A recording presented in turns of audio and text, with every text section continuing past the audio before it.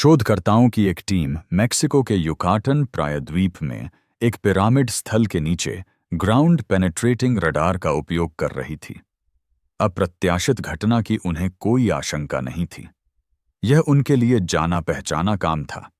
पृथ्वी का सर्वेक्षण करना, परतों का विश्लेषण करना और प्राचीन इमारतों के संकेतों की खोज करना। हालांकि इस बार उनके मॉनिटरों पर कुछ विचित्र प्रकट हुआ। उपकरणों ने जमीन के नीचे एक दोषरहित गोलाकार खाली जगह दिखाई।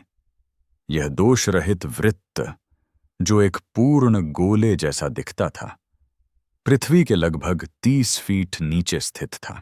इस खोज ने समूह को आश्चर्यचकित कर दिया। माया सभ्यता के लोग अपनी स्थापत्य कला में कोणों और सीधी रेखाओं को बहुत महत्व देते थे। वे सटीकता और ज्यामितीय सिद्धांतों में निपुण थे, फिर भी उनकी संरचनाओं में कभी भी पूर्ण वृत्त नहीं होते थे।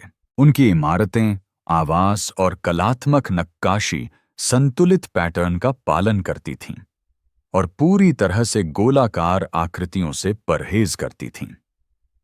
पिरामिड के नीचे गोलाकार संरचना की खोज करते ही टीम को तुरंत एहसास हुआ कि यह एक अनोखी और दुर्लभ खोज है।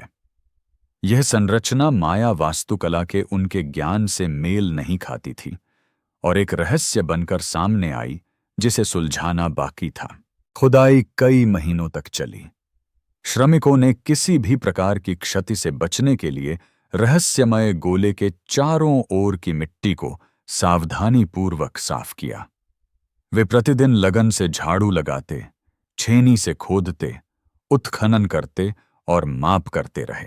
जैसे जैसे वे गहराई में उतरते गए, उत्सुकता बढ़ती गई, जो एक असाधारण खोज का संकेत दे रही थी। अथक परिश्रम के बाद वे अंततः कक्ष की सतह तक पहुंच गए। ऐसा प्रतीत हुआ कि यह कक्ष एक सहस्राब्दी से अधिक समय से अक्षुण्ण और सुरक्षित रूप से सीलबंद था। अपने उपकरणों को अंदर डालकर हवा की जांच करने पर वे प्राप्त परिणामों को देखकर आश्चर्यचकित रह गए। कक्ष में प्रदूषण का कोई निशान नहीं था, जिससे यह आभास होता था कि यह समय के प्रभाव से पूरी तरह अछूता रहा है। गोलाकार कक्ष में पुरातत्वविदों ने घुमावदार दीवार के विभिन्न कोनों में रणनीतिक रूप से रखे गए 3 शवों की खोज की। ये अवशेष माया सभ्यता के सामान्य अवशेषों से भिन्न थे, जैसा कि उनकी खोपड़ियों में मिले आश्चर्यजनक खुलासों से स्पष्ट होता है। कुछ प्राचीन माया समाजों में खोपड़ी को आकार देने की प्रक्रिया प्रचलित थी, जिसमें बच्चों के सिर पर तख्ते तब लगाए जाते थे जब वे अभी भी लचीले और विकास की अवस्था में होते थे। इस तकनीक के परिणाम स्वरूप आमतौर पर चपटी और कोणीय आकृति वाली खोपड़ियां बनती थीं। हालांकि शोधकर्ताओं ने कक्ष में मिली खोपड़ियों में एक विशिष्ट भिन्नता देखी। इन खोपड़ियों का आकार चिकना और लंबा था, जो उस क्षेत्र की किसी भी प्रलेखित सांस्कृतिक प्रथा से असंबद्ध था। इसके अलावा खोपड़ियों का आकार भी असामान्य था, जिनकी कपाल क्षमता एक औसत मानव खोपड़ी की तुलना में लगभग 50% अधिक थी। शवों का संरक्षण आश्चर्यजनक रूप से असाधारण था, जिनमें कोमल ऊतक, बाल और नाखून पूरी तरह से सुरक्षित थे, जिससे ऐसा प्रतीत होता था कि उन्हें हाल ही में दफनाया गया था। कार्बन डेटिंग परीक्षणों के अनुसार ये कब्रें लगभग 950 ईस्वी की हैं, जो माया शास्त्रीय युग के चरम काल से मेल खाती हैं। शोध दल इसके बाद घटी अप्रत्याशित घटनाओं से आश्चर्यचकित रह गया। शवों से डीएनए निकालने के परिणाम उनके पिछले अनुभवों से मेल नहीं खाते थे। प्राचीन आनुवंशिक सामग्री आमतौर पर उम्र के साथ खराब हो जाती है, जिससे शोधकर्ताओं के लिए इसे जोड़ना मुश्किल हो जाता है। हालांकि इस मामले में नमूने असामान्य रूप से अक्षुण्ण थे, मानो समय का उन पर कोई प्रभाव न पड़ा हो। बाद में एक महत्वपूर्ण खुलासा हुआ। बार बार X473 नामक एक अद्वितीय डीएनए अनुक्रम स्पष्ट रूप से दिखाई दिया। आनुवंशिकी विद डॉ सारा चेन ने पाया कि यह अनुक्रम मानव जीनोम में पहले पहचाने गए किसी भी अनुक्रम से भिन्न था। यह विभिन्न गुणसूत्रों पर अलग अलग स्थानों पर लगातार दिखाई दिया। मानव डीएनए पीढ़ियों से आगे बढ़ते हुए कई प्राकृतिक परिवर्तनों, त्रुटियों और संशोधनों से गुजरता है। हालांकि इस विशेष अनुक्रम में ऐसी कोई घटना नहीं हुई। तीनों व्यक्तियों में समानता बिल्कुल सटीक थी, यहां तक कि सूक्ष्मतम पहलुओं में भी। यह समानता स्वाभाविक रूप से नहीं, बल्कि जानबूझकर की गई प्रतीत होती थी। शोधकर्ताओं की टीम ने उपलब्ध सभी डेटाबेस का सावधानीपूर्वक अध्ययन किया। उन्होंने वैज्ञानिक स्रोतों में दर्ज विभिन्न मानव आबादी, प्राइमेट्स और विविध जीव रूपों के साथ अनुक्रम का विश्लेषण किया। दुर्भाग्य से उन्हें अपनी खोज में कोई मेल नहीं मिला। वैज्ञानिकों ने इससे भी अधिक आश्चर्यजनक खोज की।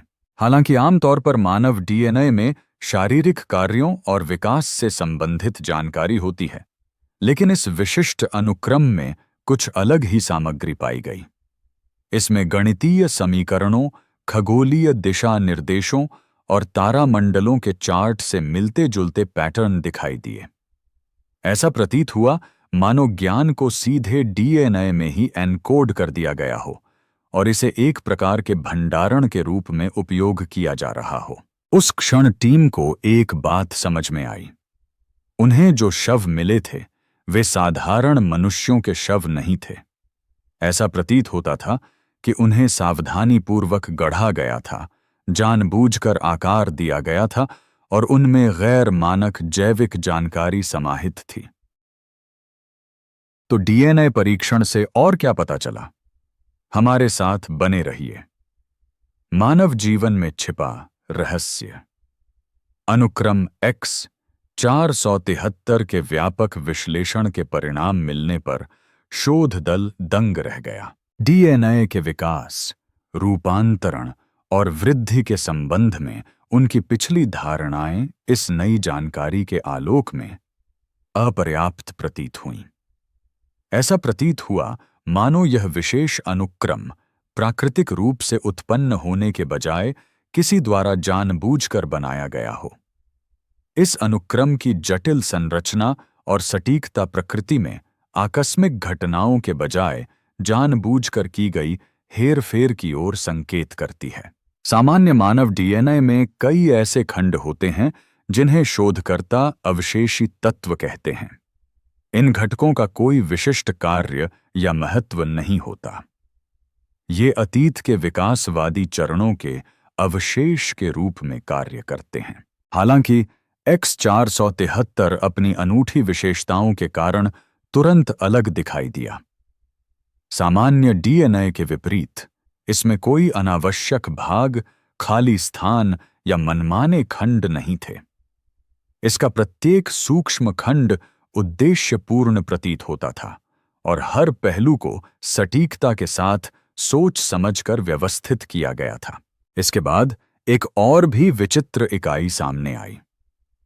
X473 में निहित डेटा की मात्रा ने सभी मौजूदा वैज्ञानिक ज्ञान को चुनौती दी। सामान्यतः मानव आनुवंशिक कोड में लगभग 3 अरब बेस पेयर होते हैं। इस जानकारी की मात्रा लगभग 200 पुस्तकों के बराबर है। इस डेटा का अधिकांश भाग शारीरिक क्रियाओं, कोशिका निर्माण और दैनिक कार्यों के लिए आवश्यक है। हालांकि X473 में 50 बड़ी पुस्तकों में पाए जाने वाले डेटा की मात्रा इतनी कम जगह में समाहित थी कि उसमें केवल कुछ वाक्य ही समा सकते थे। संपीड़न का यह स्तर किसी भी वर्तमान तकनीक की क्षमताओं से कहीं अधिक था। जैव सूचना विज्ञान टीम ने X473 को केवल साधारण डीएनए मानने के बजाय एक गुप्त संदेश के रूप में देखना शुरू किया। उन्होंने पैटर्न विश्लेषण के लिए डिजाइन किए गए विशेष सॉफ्टवेयर का उपयोग किया। और उनके द्वारा प्राप्त परिणामों ने सभी को अचंभित कर दिया। इस अनुक्रम में जटिल गणितीय पैटर्न अंतर्निहित थे, जिनमें पाई के सटीक मान, स्वर्ण अनुपात और अभाज्य संख्याओं के विस्तारित अनुक्रम शामिल थे। हालांकि रहस्योद्घाटन यहीं समाप्त नहीं हुए। समूह को खगोलीय मानचित्र भी मिले। ये चार्ट माया सभ्यता के समय के आकाश के स्वरूप से मेल खाते थे। इनमें शरीर रचना संबंधी ऐसे चित्र मिले जो यूरोप में पीढ़ियों तक रहस्य बने रहे। इनमें उन पदार्थों की रासायनिक संरचना भी मौजूद थी जिनका अध्ययन आज भी आधुनिक चिकित्सा में किया जा रहा है। यह सारी जानकारी डीएनए में जटिल रूप से समाहित थी। डॉडचेन और उनकी टीम ने इस अनुक्रम का सावधानीपूर्वक विश्लेषण करने के लिए गुप्त कोड विशेषज्ञों की मदद ली। क्रिप्टोग्राफरों ने कुछ ऐसा खोजा जिससे रहस्य और भी पेचीदा हो गया। X473 को कई परतों से जटिल रूप से बनाया गया था। पहली नजर में यह क्रम मानव शरीर के लिए बुनियादी निर्देशों जैसा प्रतीत होता था। हालांकि बारीकी से देखने पर पता चला कि तत्वों की व्यवस्था के भीतर सूचना की अतिरिक्त परतें छिपी हुई थीं। ऐसा प्रतीत होता है कि किसी ने एक सामान्य पुस्तक लिखी है, लेकिन प्रत्येक शब्द के शुरुआती अक्षरों में चतुराई से हेर फेर करके एक अलग ही कहानी को उजागर किया है। हालांकि इस मामले में गुप्त संदेश अस्तित्व के मूलभूत तत्वों में समाहित था। यह उस स्तर की विशेषज्ञता और समझ को दर्शाता है जो समकालीन वैज्ञानिकों की क्षमताओं से कहीं अधिक है। टीम को सबसे ज्यादा चिंता तब हुई जब उन्हें एक चौंकाने वाली खोज मिली। समय के साथ प्रकाश, रसायनों और प्राकृतिक क्षय के कारण डीएनए खराब हो जाता है। आमतौर पर अनुकूलतम परिस्थितियों में भी कुछ ही दशकों में आनुवंशिक पदार्थ लुप्त हो जाता है। हालांकि X473 इस नियम का पालन नहीं करता था। इसमें मरम्मत की अपनी एक विशेष प्रणाली थी। इस अंतर्निहित क्षमता के कारण यह त्रुटियों को ठीक कर सकता था, क्षति की मरम्मत कर सकता था और अक्षुण्ण बना रह सकता था, जिससे अनुक्रम अत्यधिक स्थिर हो जाता था। परिणाम स्वरूप यह जानकारी न केवल दशकों तक बल्कि संभवतः सदियों तक बनी रह सकती थी। यह आनुवंशिक अभियांत्रिकी केवल उन्नत होने से कहीं अधिक थी।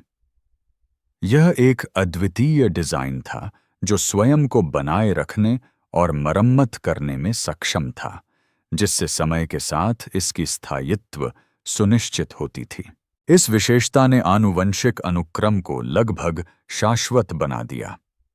शोधकर्ताओं ने प्रकृति द्वारा स्वाभाविक रूप से समान अनुक्रम बनाने में लगने वाले समय का विश्लेषण करने के लिए कंप्यूटर मॉडलिंग का उपयोग किया। परिणाम चिंताजनक थे, जिनसे संकेत मिलता है कि अनुकूलतम परिस्थितियों में भी इसमें लाखों वर्ष लगेंगे। हालांकि डेटिंग से विरोधाभासी जानकारी सामने आई। X473 माया शास्त्रीय युग से संबंधित है, एक ऐसा काल जब लोगों को डीएनए के अस्तित्व के बारे में कोई जानकारी नहीं थी। अब ध्यान इस अनुक्रम की प्रामाणिकता पर बहस करने से हटकर इसके निर्माता की पहचान करने, उपयोग की गई विधि को समझने और मानव अस्तित्व के मूलभूत घटकों में विशाल मात्रा में जानकारी छिपाने के पीछे के कारण का पता लगाने पर केंद्रित हो गया था। लेकिन माया सभ्यता के बारे में दुनिया को कितना पता है? आइए जानते हैं। माया सभ्यता। दुनिया सोचती थी कि वह उनके बारे में सब कुछ जानती है। प्राचीन माया सभ्यता एक विशाल क्षेत्र में फली फूली, जो अब दक्षिण पूर्वी मैक्सिको, ग्वाटेमाला, बेलीज और होंडुरास एवं अल सल्वाडोर के कुछ हिस्सों तक फैला हुआ है। इस क्षेत्र में युकाटन प्रायद्वीप के उत्तरी निचले मैदान, ग्वाटेमाला में सिएरा माद्रे के ऊंचे इलाके, मैक्सिको में चियापास, दक्षिणी ग्वाटेमाला और प्रशांत महासागर के किनारे के हरे भरे तटीय निचले मैदान शामिल हैं। माया सभ्यता के आधुनिक वंशज, जिनकी संख्या 6 मिलियन से अधिक है, आज भी इन भूमि पर निवास करते हैं। वे 28 से अधिक माया भाषाएं बोलते हैं और अपने भव्य शहरों के उदय से कई सदियों पहले से ही अपने पैतृक क्षेत्रों पर अपना अधिकार बनाए हुए हैं। प्राचीन माया युग में ईसा मसीह के जन्म से 2 सहस्राब्दी से भी अधिक समय पहले छोटे छोटे समुदायों का निर्माण हुआ था। निवासियों ने कृषि की खोज की, जिसने इस क्षेत्र के भविष्य को प्रभावित करने में महत्वपूर्ण भूमिका निभाई। ईसा पूर्व लगभग 2000 वर्ष से लेकर ईसा के लगभग 250 वर्ष बाद तक फैले पूर्व शास्त्रीय युग में माया सभ्यताओं का विकास शुरू हुआ। इन प्रारंभिक समाजों ने मक्का, फलियां, कद्दू और मिर्च जैसी मुख्य खाद्य सामग्री उगाईं, जो बाद में उनके आहार का अनिवार्य हिस्सा बन गईं। ईसा के जन्म से लगभग 750 वर्ष पूर्व माया सभ्यता के प्रारंभिक शहरी क्षेत्र उभरने लगे। ईसा से 500 वर्ष पूर्व तक इन शहरी क्षेत्रों में पहले से ही भव्य संरचनाएं दिखाई देने लगी थीं, जैसे कि जटिल प्लास्टर पैटर्न से सजे मंदिर। ईसा से 3री शताब्दी पूर्व तक इस क्षेत्र में चित्रलिपि की लिखित भाषा का उदय हुआ। पूर्व शास्त्रीय युग के उत्तरार्ध में पिटोन बेसिन में बड़े शहरी केंद्र उभरे। ग्वाटेमाला के पहाड़ी इलाकों में कैमिनालजुयू नामक एक महत्वपूर्ण शहर फला फूला। शास्त्रीय काल ईसा मसीह के समय से लगभग 250 वर्ष बाद शुरू हुआ। इस युग की विशेषता पत्थर के स्मारकों का निर्माण था, जिन पर लंबी गणना की तिथियां अंकित थीं। यह वह दौर भी था जब माया सभ्यता ने उल्लेखनीय प्रगति हासिल की। माया सभ्यता के कई नगर राज्य समृद्ध व्यापार मार्गों से जुड़े हुए थे। मैदानी क्षेत्रों में टिकल और कलाकमुल सत्ता संघर्ष में दुर्जेय प्रतिद्वंद्वी के रूप में उभरे, जिसने क्षेत्रीय राजनीति पर गहरा प्रभाव डाला। मध्य मैक्सिको के शहर तेओटिहुआकन का प्रभाव इस युग में माया राजनीति को आकार देने में महत्वपूर्ण भूमिका निभाता था। 9वीं शताब्दी में एक भीषण उथल-पुथल का दौर शुरू हुआ। मध्य क्षेत्र के कई शहर बिखर गए और संघर्ष छिड़ गए, जिसके कारण शहर वीरान हो गए और आबादी उत्तर की ओर पलायन करने लगी। इस उथल-पुथल भरे युग के बाद उत्तर शास्त्रीय काल आया, जिसमें नए प्रभावशाली केंद्रों का उदय हुआ। उत्तर में चिचेन इट्ज़ा एक शक्तिशाली शक्ति के रूप में उभरा, जबकि ग्वाटेमाला के पहाड़ी क्षेत्रों में स्थित क्विचे साम्राज्य ने महत्वपूर्ण विकास और विस्तार का अनुभव किया। 16वीं शताब्दी में स्पेनिश सेना बेसेना इस क्षेत्र में पहुंची। अनेक लड़ाइयों के बाद उन्होंने अंततः 1697 में नोजपिटन शहर पर कब्जा कर लिया, जो अंतिम माया शहर की पराजय का प्रतीक था। शास्त्रीय युग में सत्ता एक राजा के पास थी, जिसे दैवीय माना जाता था। राजा को मनुष्य और अलौकिक शक्ति के बीच की कड़ी के रूप में देखा जाता था। आमतौर पर राजसत्ता सबसे बड़े पुत्र को विरासत में मिलती थी, लेकिन इसके अपवाद भी थे। भावी राजा के लिए युद्ध कौशल और नेतृत्व दोनों में निपुण होना महत्वपूर्ण था।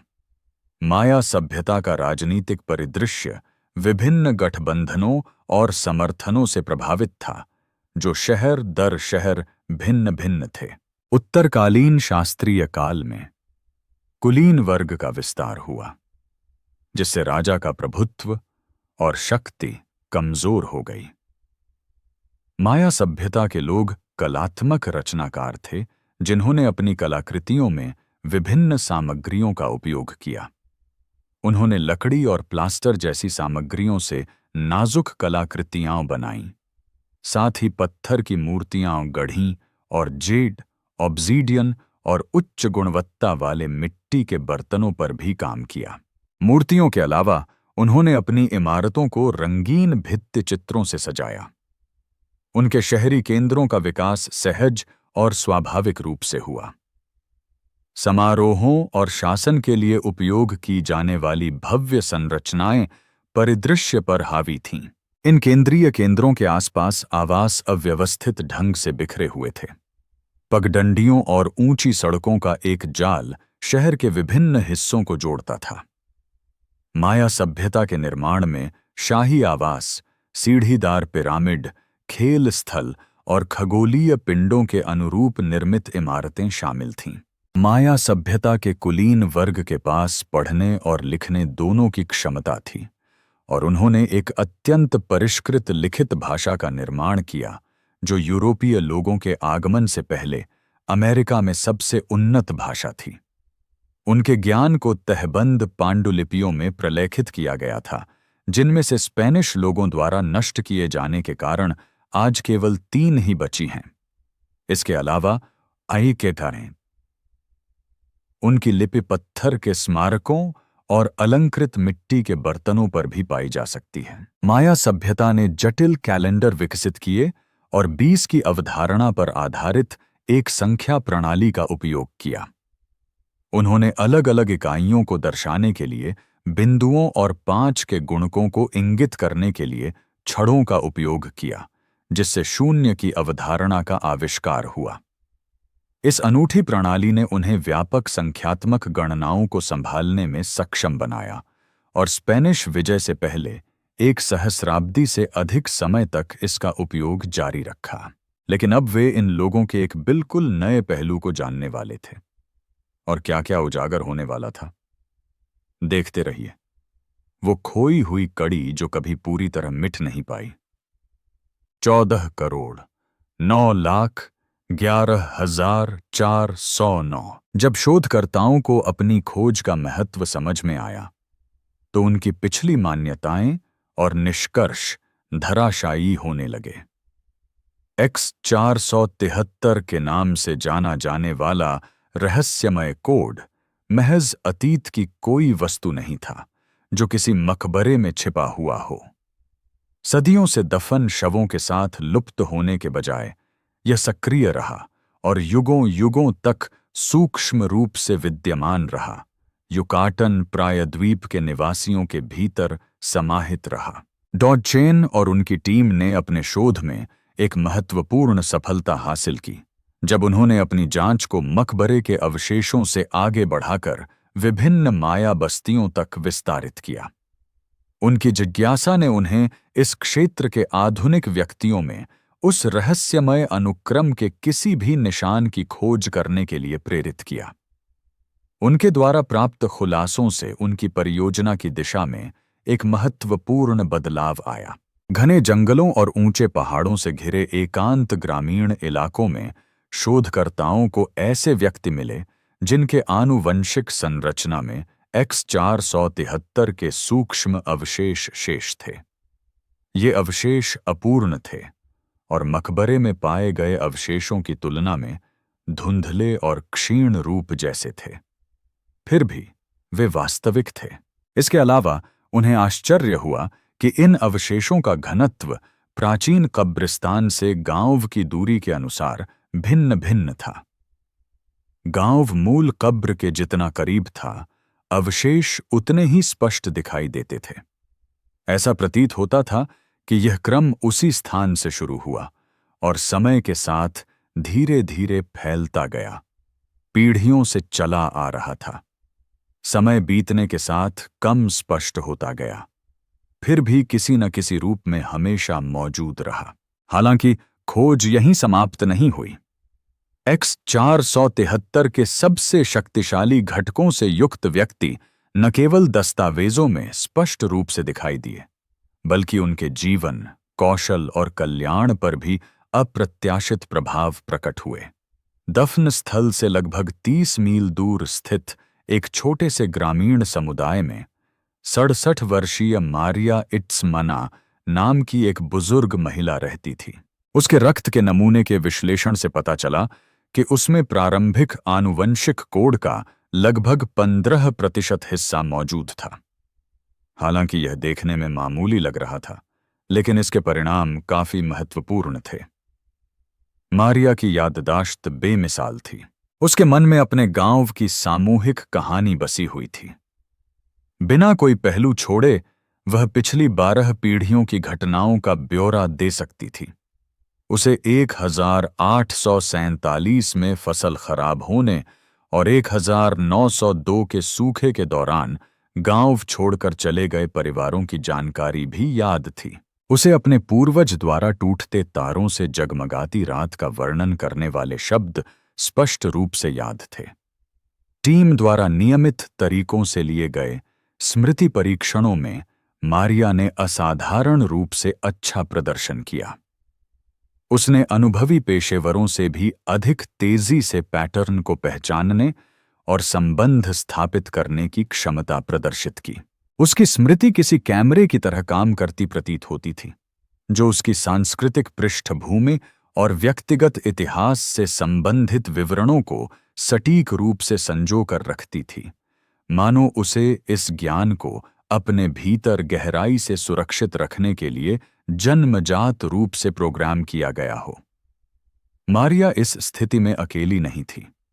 युकाटन में अपने अन्वेषण के दौरान शोधकर्ताओं ने कई ऐसे व्यक्तियों का सामना किया जिन्होंने असाधारण प्रतिभाएं प्रदर्शित कीं, जो उनके आनुवंशिक कोड में X473 की उपस्थिति से संबंधित थीं। कई व्यक्तियों में प्राचीन कथाओं को सटीक रूप से याद रखने की क्षमता थी, जबकि अन्य ने विषय में औपचारिक शिक्षा के अभाव के बावजूद जटिल गणितीय अवधारणाओं की सहज समझ का प्रदर्शन किया।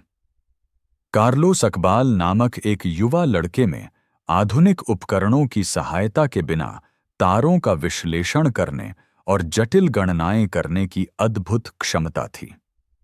जब उससे उसकी गणितीय योग्यता के बारे में पूछा गया, तो कार्लोस ने अपने ज्ञान का श्रेय अपने दादा को दिया, जिन्होंने उसे प्राचीन शिक्षाएं दी थीं। उनकी शारीरिक स्थिति में भी एक आश्चर्यजनक घटना देखने को मिली। जिन क्षेत्रों में X473 की उपस्थिति प्रमुख थी, वहां बहुत कम लोग उन सामान्य बीमारियों से पीड़ित थे जो कुछ ही दूरी पर प्रचलित थीं। उनमें मधुमेह, हृदय रोग और कैंसर के मामले दुर्लभ थे। उनकी कोशिका पुनर्जनन प्रक्रिया अधिक प्रभावी थी। उनकी प्रतिरक्षा प्रतिक्रियाएं तेज थीं। उनके रक्त में दीर्घायु से जुड़े संकेतक मौजूद थे। ऐसा प्रतीत होता था कि वे बुढ़ापे के प्रभावों से उस क्रम में मौजूद किसी अदृश्य शक्ति द्वारा सुरक्षित थे। सबसे अप्रत्याशित खोज बुजुर्ग पीढ़ी द्वारा साझा की गई कहानियां थीं। इन समुदायों के बुजुर्ग निवासियों के साथ टीम के साक्षात्कारों के दौरान एक कहानी बार बार सामने आई। यह दबी आवाज में पीढ़ी दर पीढ़ी सुनाई जाती रही। बुजुर्गों ने सुदूर अतीत में आए आकाशीय प्राणियों के आगमन का वर्णन किया, जो उनके पूर्वजों को ज्ञान प्रदान करने आए थे। लंबे कद और गोरे रंग वाले, सुडौल सिर वाले इन आगंतुकों के पास चिकित्सा, गणित और खगोल विज्ञान का उन्नत ज्ञान था। कथाओं के अनुसार इन दिव्य गुरुओं ने कुछ विशेष परिवारों को बहुमूल्य ज्ञान सौंपने के लिए चुना और उनसे आग्रह किया कि वे इसे आने वाली पीढ़ियों के लिए सुरक्षित रखें। लंबे समय तक विद्वानों ने इन कथाओं को गंभीरता से नहीं लिया और इन्हें महज मिथक माना। हालांकि हाल ही में हुए आनुवंशिक शोधों ने एक ऐसा महत्वपूर्ण संबंध उजागर किया है जिसे नजरअंदाज नहीं किया जा सकता। इन समुदायों में रहने वाले व्यक्तियों में न केवल अद्वितीय आनुवंशिक चिह्न थे, बल्कि उनमें मकबरे में पाए गए समान कृत्रिम आनुवंशिक कोड के अंश भी मौजूद थे। यह पुष्टि हो गई कि वे X473 के निर्माण के पीछे के रहस्यमय प्रवर्तक के प्रत्यक्ष वंशज थे। अब सवाल सरल था, फिर भी बहुत बड़ा था। यदि ये वंशज अभी भी यहां होते और इस विचित्र और प्राचीन अनुक्रम के अंशों को अपने साथ लिए होते, तो उन्हें किस ज्ञान की रक्षा करनी होती और इसका जीवित रहना इतना महत्वपूर्ण क्यों होता? पत्थर में छिपा एक संदेश। जिस उत्तर की तलाश टीम कर रही थी, वह अंततः पास के एक छोटे कक्ष में मिला। इस अतिरिक्त स्थान का पता प्रारंभिक मकबरे की खोज के लगभग 3 सप्ताह बाद चला। पहले की तरह ही ग्राउंड पेनेट्रेटिंग रडार का उपयोग करते हुए उत्खनन दल ने मकबरे से लगभग 50 फीट की दूरी पर एक और खाली गोलाकार क्षेत्र का पता लगाया। हालांकि यह नया कक्ष आकार में छोटा था, केवल 10 फीट चौड़ा, लेकिन इसका आकार पहले वाले कक्ष के समान ही गोलाकार था। पत्थर की दीवार तोड़कर कक्ष में प्रवेश करने पर दल ने जो देखा उसे देखकर वे चकित रह गए। यह माया सभ्यता के इतिहास या प्राचीन तकनीक के बारे में उन्होंने अब तक जो कुछ भी सीखा था उससे बिल्कुल अलग था। उस समय में जब माया सभ्यता केवल पत्थर के औजार और साधारण तांबे का इस्तेमाल करती थी, एक उन्नत मशीन की मौजूदगी हैरान करने वाली थी। यह मशीन बिजली, चुंबकत्व और विद्युत चुंबकीय तरंगों जैसी अवधारणाओं का उपयोग करती थी, जो माया सभ्यता के लिए पूरी तरह से नई थीं। कक्ष के भीतर मिली मशीन की जटिलता और परिष्कार को देखकर आधुनिक वैज्ञानिक भी चकित रह गए। समूह ने सावधानीपूर्वक आगे बढ़ते हुए उपकरण के पास पहुंचने से पहले कक्ष के प्रत्येक भाग का ध्यानपूर्वक निरीक्षण किया। उस स्थान की त्रुटिहीन ज्यामिति, चिकनी सतहें और अपरिचित पदार्थ प्राचीन माया सभ्यता से जुड़े तकनीकी कौशल के उच्च स्तर को दर्शाते थे। यह स्पष्ट था कि इस उपकरण के निर्माण में लगे व्यक्तियों को अपने काम की गहरी समझ थी। डॉ चेन की टीम को उस समय एक महत्वपूर्ण सफलता मिली जब उन्होंने प्रारंभिक कब्र में मिले शवों में मौजूद रहस्यमय X473 डीएनए अनुक्रमों पर आवृत्ति परीक्षण किया। प्रत्येक डीएनए अनुक्रम में एक अनुनादी आवृत्ति होती है, जिसे एक सूक्ष्म विद्युत चुंबकीय ध्वनि के समान माना जा सकता है, जो अणु की संरचना के अनुरूप होती है। आमतौर पर इस आवृत्ति को महत्वहीन माना जाता है और इसका उल्लेख केवल वैज्ञानिक उद्देश्यों के लिए किया जाता है। व्यावहारिक रूप से इसका कोई खास उपयोग नहीं होता। X473 अनुक्रम अपनी विशिष्ट अनुनादी आवृत्ति ठीक 582 हर्ट्ज, न ज्यादा न कम, के कारण अलग था। एक अलग कक्ष में उपकरण का परीक्षण करते समय टीम ने पाया कि यह लगातार सटीक आवृत्ति उत्सर्जित कर रहा था। यह कोई आकस्मिक घटना या महज पृष्ठभूमि शोर नहीं था, बल्कि एक सोची समझी और सार्थक सूचना थी। जैसे ही समूह ने जो देखा, उसके महत्व को समझा, कमरे का वातावरण शांत हो गया। वह उपकरण महज एक ऐतिहासिक वस्तु नहीं था, बल्कि आनुवंशिक परिवर्तन लाने का एक तंत्र था। इसका उद्देश्य मकबरे में मिले संशोधित डीएनए से संवाद स्थापित करना था। इसका मकसद उसमें मौजूद एक सुप्त सत्ता को जागृत करना था। इस सिद्धांत पर प्रयोग करने के लिए उन्हें समान डीएनए वाले एक व्यक्ति की आवश्यकता थी।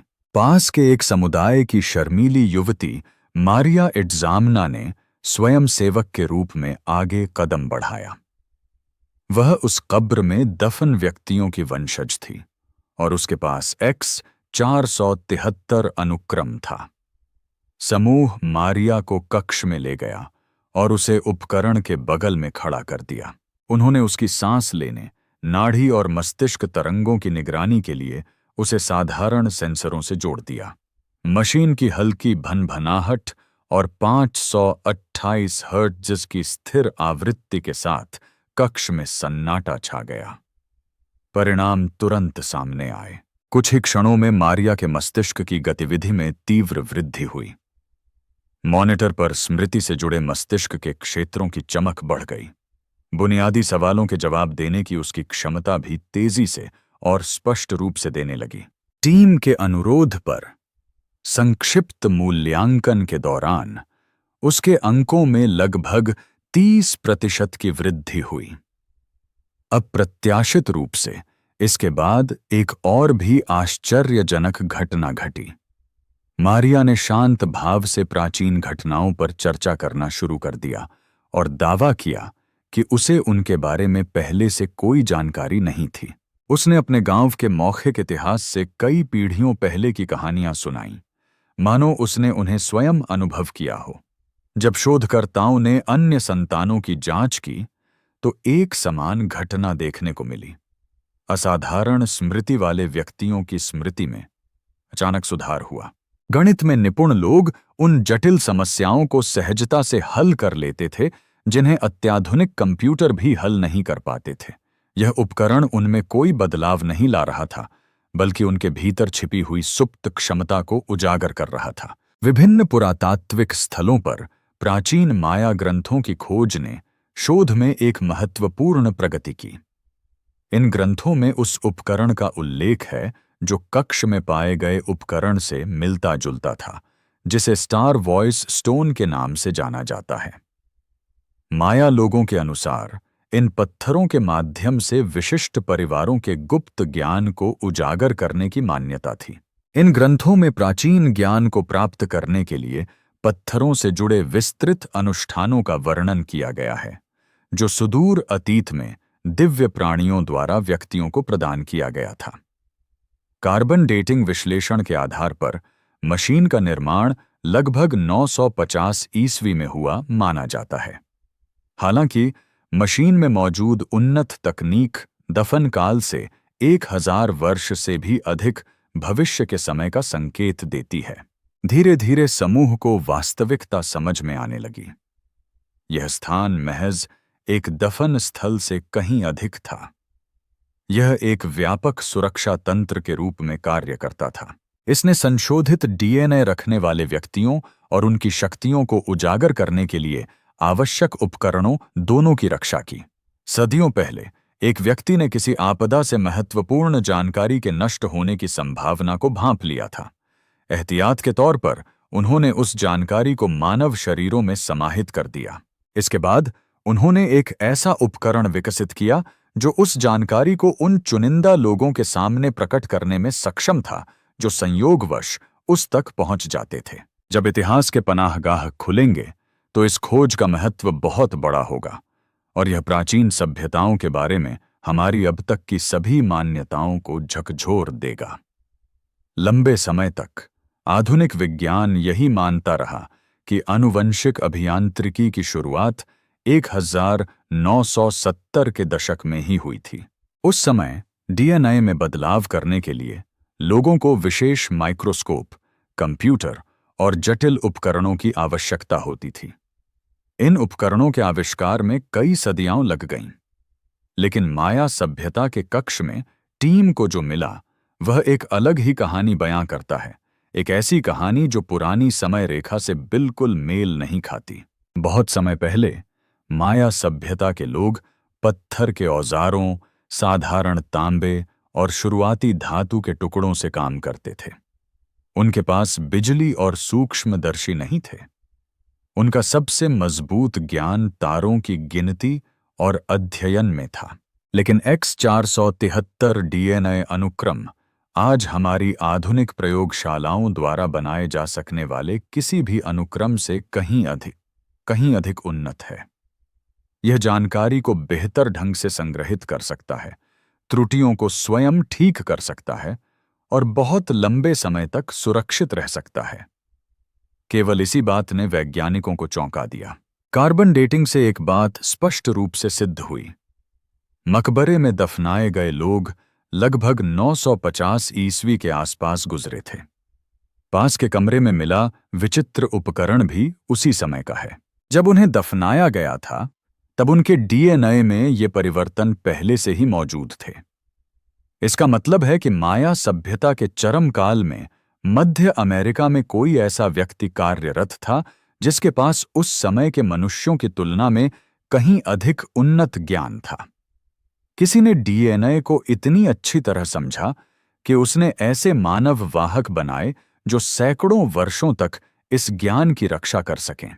इन सब बातों से एक विचार उभरता है जो रोमांचक होने के साथ साथ विचलित करने वाला भी है। माया सभ्यता ने इस तकनीक का निर्माण स्वयं नहीं किया था। उन्हें यह तकनीक किसी ऐसी बुद्धि से प्राप्त हुई होगी जिसके पास कहीं अधिक गहन वैज्ञानिक कौशल थे। माया कथाओं में वर्णित आकाश के गुरु शायद मिथक नहीं थे। वे वास्तविक प्राणी हो सकते थे जिनके पास ऐसे उपकरण और ज्ञान था जो हमारी समझ से कहीं परे था। इस खोज को और भी आश्चर्यजनक बनाने वाली बात यह है कि वैज्ञानिकों ने आज के लोगों में क्या देखा। 1000 वर्षों से भी अधिक समय बीत जाने के बाद भी वंशजों में X473 अनुक्रम मौजूद है। यह आज भी उन्हें सशक्त स्मृति, तीव्र चिंतन और उत्कृष्ट समन्वय प्रदान करता है। यह दर्शाता है कि मानव क्षमता हमारी कल्पना से कहीं अधिक है। आकाश के मार्गदर्शक केवल आए और चले नहीं गए। उनका स्पर्श आज भी मानव रक्त में जीवित है। एक रहस्य ऐसा है जिसे कोई भी स्पष्ट नहीं कर सकता। ऐसा प्रतीत होता है कि एक समय इस ज्ञान के रक्षकों पर किसी भयानक खतरे का साया था। इसके खो जाने के भय से उन्होंने इसे जीवित वंशों में छिपा दिया ताकि कोई भी आपदा इसे नष्ट न कर सके। आग इसे जला नहीं सकी, युद्ध इसे मिटा नहीं सका और समय इसे दफना नहीं सका। माया वंश के बारे में आपकी क्या राय है? हमें कमेंट्स में बताएं। अगर आपको यह वीडियो पसंद आया तो लाइक करें, शेयर करें और इस चैनल को सब्सक्राइब करें ताकि आपको ऐसे और भी खोजपूर्ण वीडियो देखने को मिलें। जाने से पहले स्क्रीन पर चल रहे अन्य वीडियो भी देखें।